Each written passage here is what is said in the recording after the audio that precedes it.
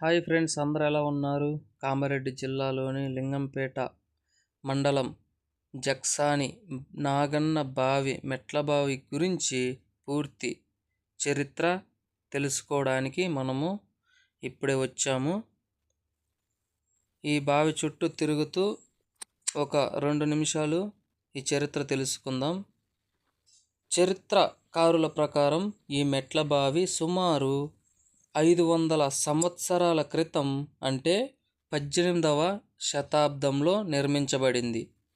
ఎవరు నిర్మించారంటే నాటి పాపన్నపేట సంస్థానాధీశురాలైన రాణి లింగాయమ్మ దేశాయ్ కాలంలో ఈ బావి నిర్మితమైంది.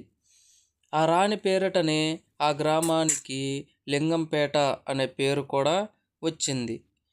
రాణి లింగాయమ్మ దేశాయ్ వద్ద అత్యంత నమ్మకస్తుడైన ప్రధాన అనుచరుడు జక్సాని నాగన్న ఈ అద్భుతమైన బావి నిర్మాణ పనులన్నిటినీ ఆయనే స్వయంగా దగ్గరుండి పర్యవేక్షించడం వల్ల దీనికి ఆయన జ్ఞాపకార్థంగా జక్సాని నాగన్న బావి అని పేరు వచ్చింది.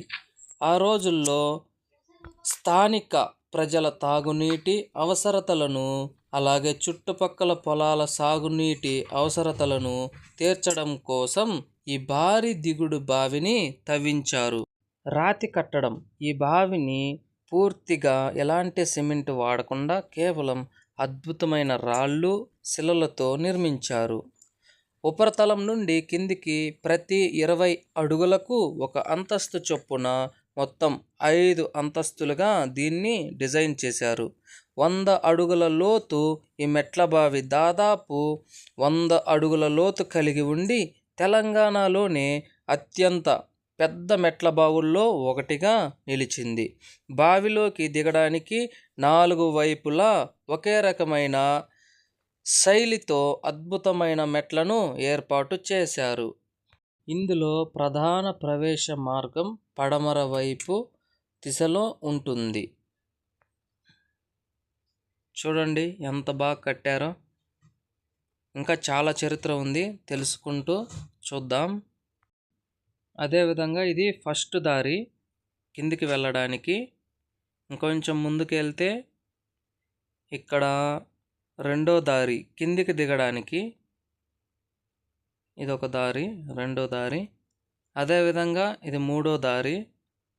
ఇవన్నీ ప్రజలు ఆ రోజుల్లో కిందికి వెళ్ళడానికి అనమాట, సులువుగా. ఇలా పైకి వెళ్ళి ఇలా చూస్తే ఇవేంటంటే నీళ్ళు, చేతుడు బావి అంటారు కదా, పైకి నీళ్లు లాగడానికి, దాని గురించి ఇవి పెట్టారంట. ఆ రోజుల్లో ఎలా వాడారో మనకైతే తెలియదు. చూసే అదృష్టం మాత్రం మాకు కలిగింది. ఈ వీడియో చూసి మీకు కలిగిందని మేము అనుకుంటున్నాం. ఇది ఇంకొక దారి, ఇది ఇంకొక దారి. ఇప్పటికీ 5 దారులు అయిపోయాయి. అలా ముందుకెళ్తే ఇక్కడ 6వ మార్గం కూడా ఉంది. 6 దారులు కంప్లీట్ అయ్యాయి కిందికి వెళ్ళడానికి.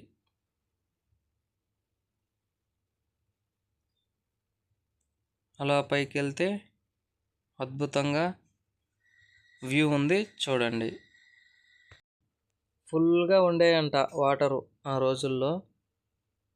ఇప్పుడు కూడా వాటర్ వస్తే చూడాలని ఒక ఆశగా ఉంది. సరే, ఎలా అయితే చూసాం. హాయ్ ఫ్రెండ్స్, అందరూ ఎలా ఉన్నారు? మేమైతే చాలా బాగున్నాం. ఈరోజు మనం చూడబోతున్నాం నాగన్న బావి, లింగంపేట.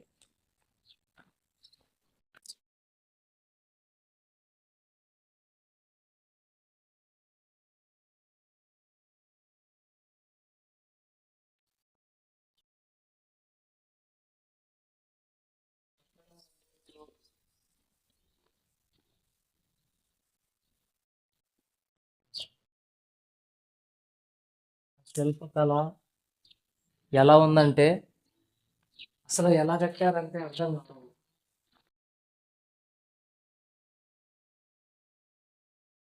మేమేమనుకుంటున్నామంటే ఆ డిజైను బావిలో చాలా వరకు ఉందనుకుంటున్నాం.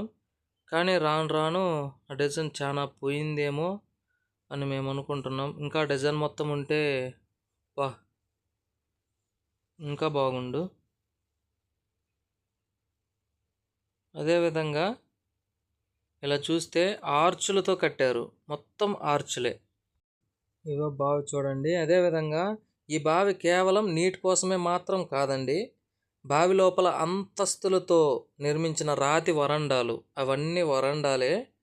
కారిడర్లు వేసవి కాలంలో తీవ్రమైన ఎండల నుండి ప్రయాణికులకు, సైనికులకు చల్లని విశ్రాంతిని ఇచ్చేలా డిజైన్ చేశారు. బావి లోపల రాళ్లపై చెక్కిన శిల్పాలకు కొన్ని ప్రత్యేక అర్థాలు కూడా ఉన్నాయి. బావి గోడలపై శంఖం, చక్రం మరియు పద్మాల పుష్పాలు, గుర్రాలు చెక్కబడ్డాయి. ఇవి కేవలం అలంకరణ కోసమైతే కాదు, నీటి పవిత్రమైనదని, జీవనాధారమని చెప్పడానికి ఆధ్యాత్మిక సంకేతాలుగా వీటిని చెక్కించారు. ఇవిగో ఈ గదులేనండి ఆ రోజుల్లో విశ్రాంతి తీర్చుకోవడానికి. ఈ గదుల్లో సైనికులు కానీ, ఆ రోజుల్లో ఉండే రాణులు కానీ, రాజులు కానీ స్నానాలు చేయాలన్నా అన్ని విధాలుగా ఈ రూమ్స్ అనేది నిర్మించుకున్నారు. బావి తూర్పు దిశలో పూర్వకాలంలో నీటిని పైకి తోడటానికి మోట అంటే రాతితో చేసిన ప్రత్యేక కట్టడం ఏర్పాటు చేశారు. దీని ద్వారా ఆ రోజులు చుట్టుపక్కల కొన్ని ఎకరాలకు సాగునీరును అందించేవారు. ఈ బావి నిర్మితమైన కాలంలోనే పాపన్నపేట సంస్థానాన్ని పాలించిన రాణి శంకరమ్మ అనే వీరవనిత ఉండేవారు. ఆమె నిజాం రాజులకు లొంగకుండా ప్రజలను పీడించే మహారాష్ట్ర సైన్యాల దాడుల నుండి రక్షణ కోసం లింగంపేట చుట్టూ కోటగోడలు నిర్మించారు. ఆ సమయంలోనే ప్రయాణించే గుర్రాలు, సైనికులు మరియు ప్రజల దాహార్తిని తీర్చడానికి ఈ బావి ఒక వ్యూహాత్మక స్థావరంగా పనిచేసేది. ఈ శిల్పాల గురించి అండి నేను ఇందాక మాట్లాడింది. అన్నీ ఉన్నాయి శిల్పాలు. అగో ఇక్కడ ఇంకా ప్రతి దిక్కున ఉన్నాయి శిల్పాలు.